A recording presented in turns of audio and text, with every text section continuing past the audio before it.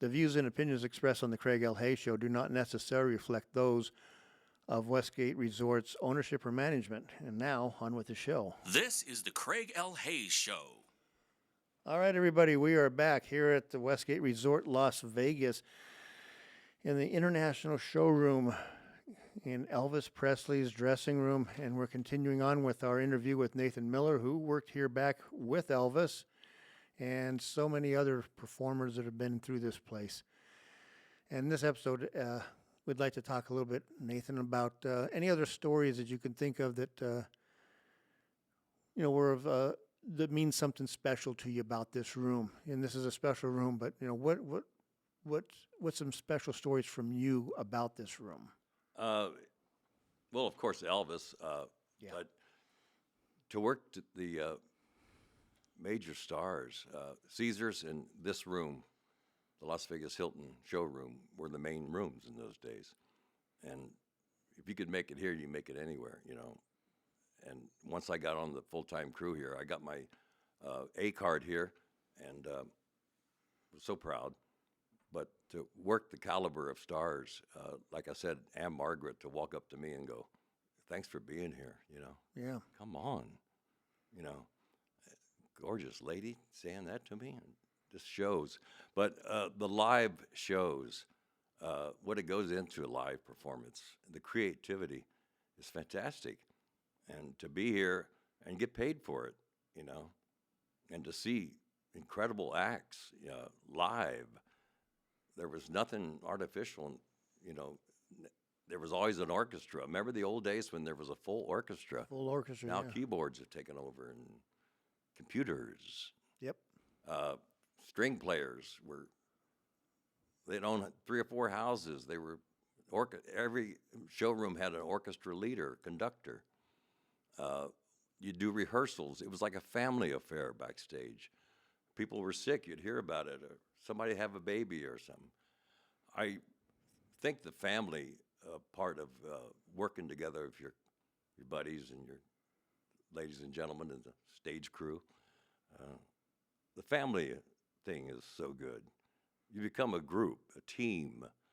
I was on the sound department for most of my tenure here. Last 2 years as assistant carpenter for Mickey Giebler. Great, great, great man. But the creativity and the people together, it's hard to miss that. Some people, still bounce. I used to bounce, and you just do 1 or 2 shots. But to be 10 years with mostly the same group, and create something that people pay money to see, and you get a satisfaction, When you leave, you go, whoa. Or if you do like me and get pictures and autographs, I'm so lucky. And to know personally, to get to know Liberace, and I knew Bill Cosby personally, and I knew Anne Margaret kind of personally. I got to know her. Bo Derek's mother was her dresser, and I got to know Bo Derek because of that. So, it's interesting how you meet real people. Most of them are real. I didn't, of course, meet Elvis, but the ones that I did meet were always, Tony Orlando was an amazing man. And it's just the personalities. But the family of this stage was always so great.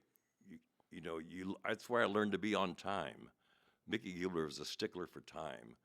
You come in half hour, 7:30 for the 8 o'clock show. And then you come in 11:45 for the midnight show. But I learned in my life to be on time. Must be on time to make it work. To make it work. And you have to learn that in life, I hope. I like what you said there. It's about, what you call your family, your work family. Mm-hmm. Yeah, we all have these guys we've all worked with for years and years. Kelly and I have been working together for 27 years. Here, just in this Wow. place. That's heavy. That's a long run, and some of these guys up here, been around some of them for 20 or more. People come and go. You get all kinds of people come and go, but and then you leave a place like this, and like you've left, and then you go work somewhere else, and all of a sudden you bump into some of the guys you worked here before, and it just continues on. It's almost like we're putting the band back together. You get all your friends from the old workplace, and you go work someplace else, and and you said you did movies. You did what was that? Casino. I did Casino. I did Casino. least Yeah. 20 different film, but my biggest claim to fame was a grip job on Casino. I have credits. I was on every shot, every day, first unit. Yeah, it was it's a totally different experience than stage, but I wanted to do film, and I got so lucky to get onto the film, and I proved myself. But Casino, yeah, I was on that almost 6 months. I found doing TV, movies, stuff like this. It's like go, go, go, go, go, go, go, and then once everything's done, you stop. You go hide someplace while while the camera Then guys you are go doing their crazy again. job, and then they go cut next shot, and then all of a sudden go, go, go, go, go, go, go, go, go, and then it's Oh, it was it's 100 miles an hour and down to 0 while you're I standing will there. never forget the experience. I worked like an animal, but I loved it. I couldn't wait to get to work. It's the way I used to be here when I'd go in to work shows. We'd come in and do the 10 o'clock show, a 10 a.m. call, and go till 4:30, and come back and do 2 shows. And then we'd complain, blah, blah, blah. But I miss those days. I miss the magic, and especially like the Liberace, when Liberace and Scott were so in love, and those days were magic. We had every night was a party. After the second show, 2:30 in the morning, come on, Las Vegas, let's go out. Lee would have parties and things like that, and just to have Charo would always have a little. She was here for a while, and she always had little parties for us, and Didn't she do Moulin Rouge too? she did. Yeah, Moulin. She Yeah. Baldu Moulin Rouge. She sure did. Charo, she was a star. Yeah, She was very very big at one time. I hope she's okay today, but yeah, she was a lot of fun, and yeah, I miss it. It was a good feeling to know that they actually cared and were real people. There were some that were kind of crazy, but the real people really means a lot. Yeah, and you were talking about doing the live shows, and I've already said I love doing the shows. The shows have always been what I wanted to do. You never knew what was going to happen. Yeah, Had to be live. I never cared for convention work. You've done convention work Oh too. yes, kind of boring. I could never stand doing that, but guys love doing it, and they make. I mean, you can make a big bucks out there doing convention work, but I much rather do live live shows, yeah, or shoot a movie or do a commercial, something that for entertainment. yeah. Entertainment. Work in a lounge, do something Lounge. that's just I used to sub in the lounge here. The story about Elvis and the girls. I did the lounge. Entertainment. You get it in your blood. You're not the star, but you're making the star. yeah. You're making it happen, and you're part of it, and we talked about it before. Working and with perfectionists, guys that are very intense and perfection. Never had a problem with them. Loved working with those guys. Yep. Everybody used to. Paul Anka. He's terrible. Yeah, but we got it done, and the show was always perfect. Yeah. Always hot shows. And that's all he wanted. That's all he wanted was. Yeah. And I brought my wife in one night, and he always had the stage left little mirrored dressing room, and he saw my wife and her friend sitting there, and he said, "What are you doing sitting backstage?" He put him in his booth out front. Yeah. Somebody said, "Well, he just didn't want him sitting there backstage looking at him." No, he came over and said, "You," because he knew I was paging his mic cable, and he was always nice to me, but he was tough. Yeah. And we used to have to.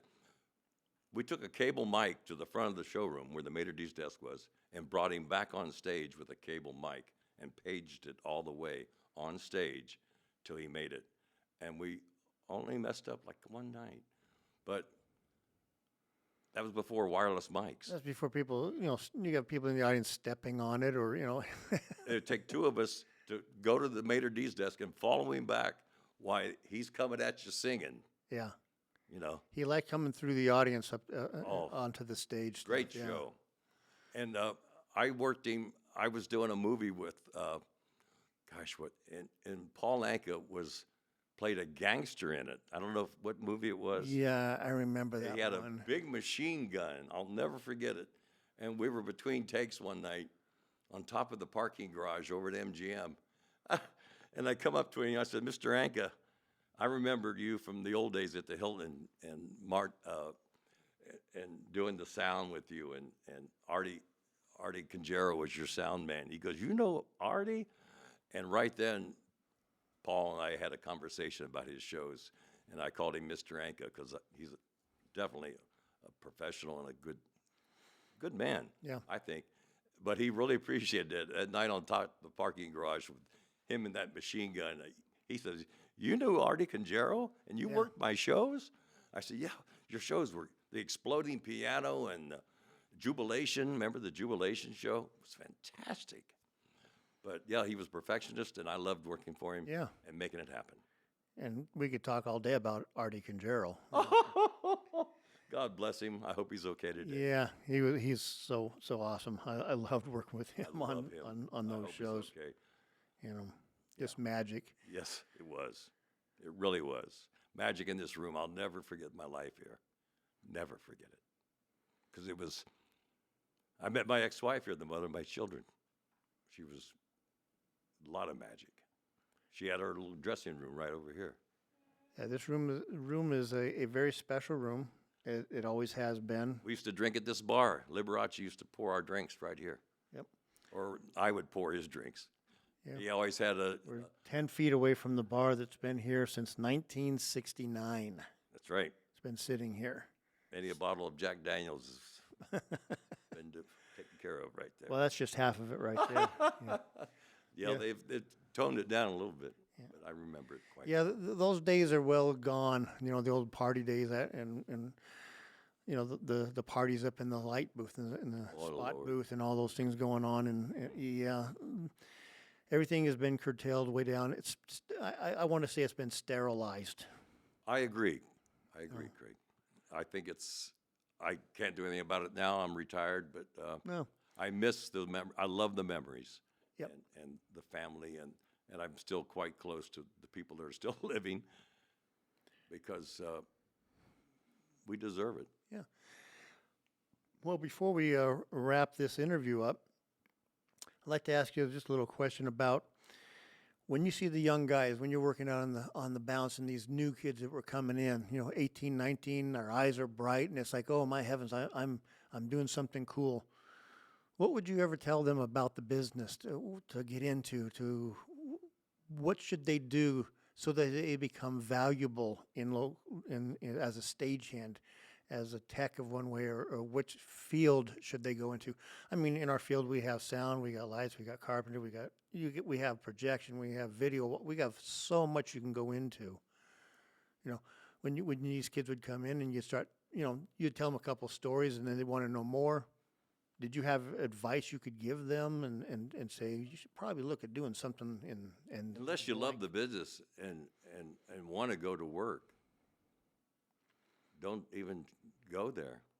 Just to drive a truck, Unless you love the business and you want to see what makes things work. I wanted to see what a live show does. How do you make a live show? How do you run the cables? How do you make the lights? I used to watch those shows. I lived in Atlanta and watched these shows from the Caesar's Palace showroom. You'd see the camera go in, shooting across the crowd. And I'd see the shows of Elvis in the Las Vegas Hilton showroom. I want to know how that works. How do you do that? Because I was just doing radio and television, running the camera on a news on Channel 5 in Atlanta and doing rock and roll radio at Z93 in Atlanta. I wanted to do stage. I wanted to see how that worked. I think you got to have a curiosity, Yeah, a real curiosity. I would agree with that. And that's why I got on a casino.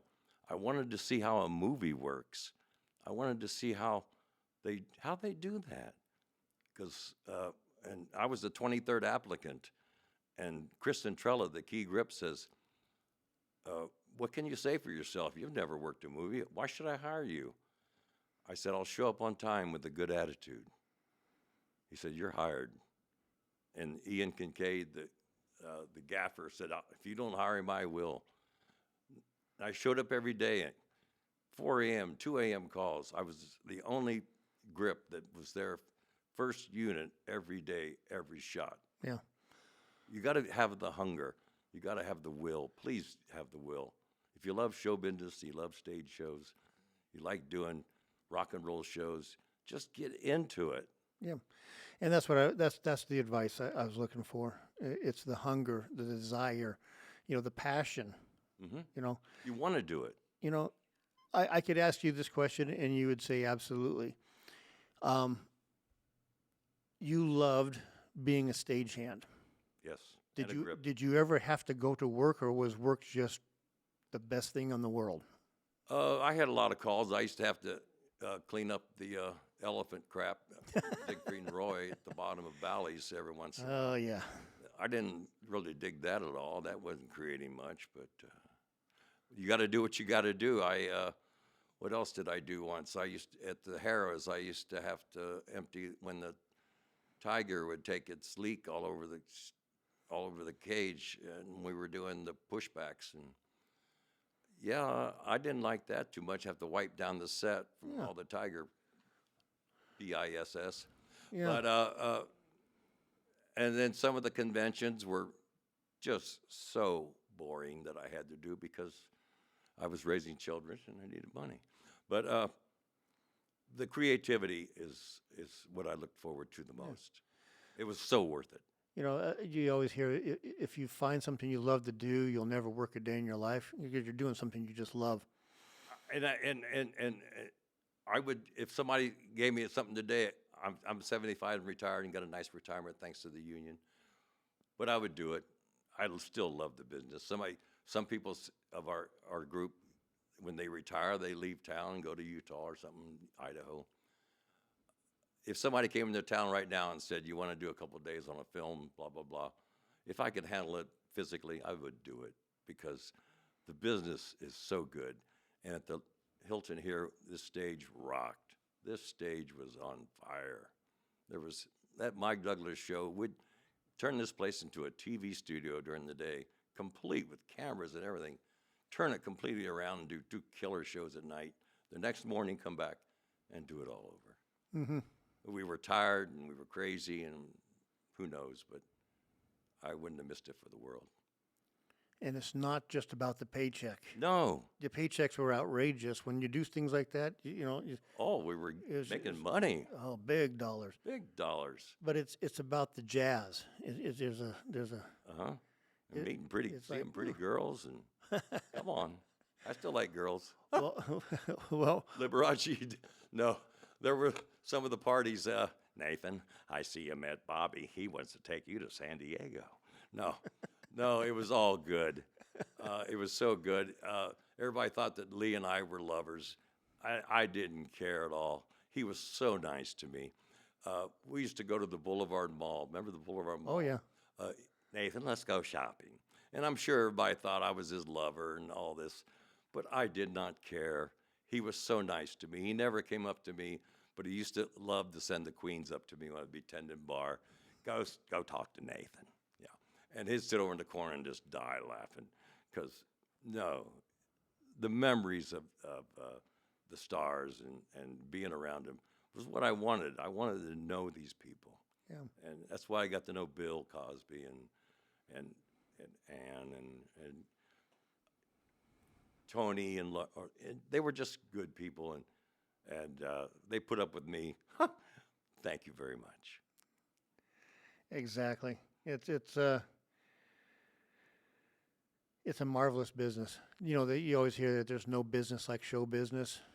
It's wasn't for me. absolutely Yes, true. it's absolutely true. Yeah. I love every minute of it. I worked like an animal in a casino, but I'd do it again in a heartbeat if it was offered to me. by Well, it's kind of like that joke, you know, you were having to muck out the elephant oh, dung and stuff like that. And it's you know, true. the joke was, you know, the guy that's having to do that every single day after the show, you know, he's complaining about it to everybody that he has to go out there and do that. And finally someone says, "Why don't you just quit?" And he said, "What? And get out of showbiz?" It's very true. I've done a lot, but you know, you get out of show business. No way. It's what we do, and I don't know. I always wanted to do a perfect show for whatever the performer. I did in this room, and Kelly can attest to this. I always said everybody gets treated like they're Barry Manilow, but Barry Manilow gets just a little bit more. I agree. You know, because that was the level of taking care of people. Anybody who came in here. I used to love when a star would come off and give you like a attaboy or who used to toss. Engelbert used to like to take when it paged cable before wireless, he'd take the cable and kind of flip it at me and Yeah, whip it back at you. yeah, but that was just tagging you, just having fun, Just messing with you, yeah. just having fun. Yeah, if she was upset with you, he'd throw the mic at you. So, you know. That's true. But the band would be rocking in his voice. It was a pleasure. It was so much fun. So much fun. The music was, I love music, and to be standing on stage, I was always stage left, paging, or right with Tony.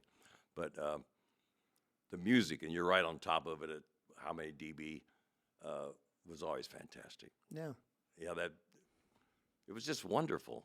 You just loved working, and you get paid for it. It was pretty good salary. Yeah. And get paid to see God these bless shows. the union. Yeah.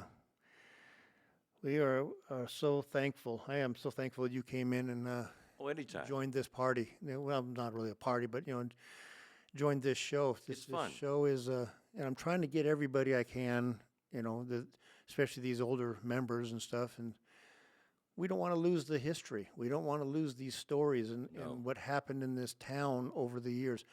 You know, my grandfather, who basically was one of the main starters of Local he was. 720. Yes, he was. Wish I had something like this going. I could have interviewed him, you know, and my uncles. They're I all wish gone. I would have came like 10 years earlier at least and really got into it. The mob stuff and the way the showrooms, the early Elvis shows. I'd like to have been here for that first Elvis show at the International. From what the videos are, what electric this room must have been that night. And that's the best way of describing it. The electric in the room. It's just The sizzle. it supercharges, you know, the anticipation, and then all of a sudden the room goes dark, and it starts building. All of a sudden, boom, entertainer comes out, and that electric just fires off like a big lightning bolt through the place. That's why we do it. That's why we do this stuff. We Or do. why I did it. It's been a while, but I would do it in a heartbeat again because it gets in your blood. I probably could never be a performer, but I wanted to make performances happen. That's it. Nathan, thank you. Thank you. Thank you so very much for joining, Welcome. and maybe one day we'll come up with a whole bunch more, and we'll do another couple episodes. I'll look at some or more something pictures like that. and get some more names. There you go.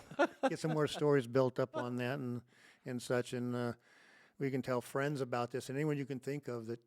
Thank you. You know, I will. you could tell me, give me a name, and say, you know, hey, if you talk to this guy, you know, those type of things. You know, we want the stories, we want the history. We don't want to lose that stuff that we have still available to us before it's all gone. That's right. Because as each one of these guys disappear, the stories go with them. They go with them. And right. we don't want that to happen. Thank God. Anyways, thank you again. Thank you, Craig. Thank you. This is the Craig L. Hayes Show. Excellent. Thanks for letting me tag along, gentlemen. You're welcome.